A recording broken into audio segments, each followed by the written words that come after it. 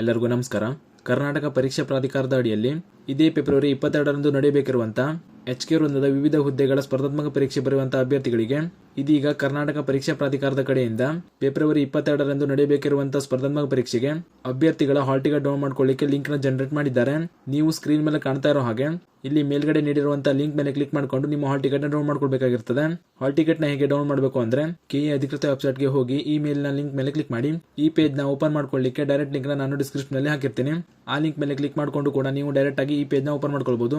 Open ಆದ್ಮೇಲೆ ಇಲ್ಲಿ ಮೇಲ್ಗಡೆ ನಿಮ್ಮ ಎಕ್ಸಾಮಿನೇಷನ್ ಸೆಲೆಕ್ಟ್ ಮಾಡಿ, ನಂತರ ನಿಮ್ಮ ಅಪ್ಲಿಕೇಶನ್ ನಂಬರ್ ನ ಎಂಟರ್ ಮಾಡಿ, ನಂತರ ಅಪ್ಲಿಕೆಂಟ್ ನೇಮ್ ಅಂತ ಇರೋ ಜಾಗದಲ್ಲಿ ನಿಮ್ಮ ಹೆಸರಿನ ಮೊದಲ 4 ಲೆಟರ್ ನ ಎಂಟರ್ ಮಾಡಿ, ಹಾಗೂ ಕೆಳಗೆ ಕಾಣಿಸುವಂತ ಕ್ಯಾಪ್ಚರ್ ಕೋಡ್ ನ ಎಂಟರ್ ಮಾಡಿ ಸಬ್ಮಿಟ್ ಅಂತ ಕೊಟ್ರೆ ನಿಮ್ಮ ಹಾಲ್ ಟಿಕೆಟ್ ಡೌನ್ಲೋಡ್ ಆಗಿ ಬರುತ್ತೆ.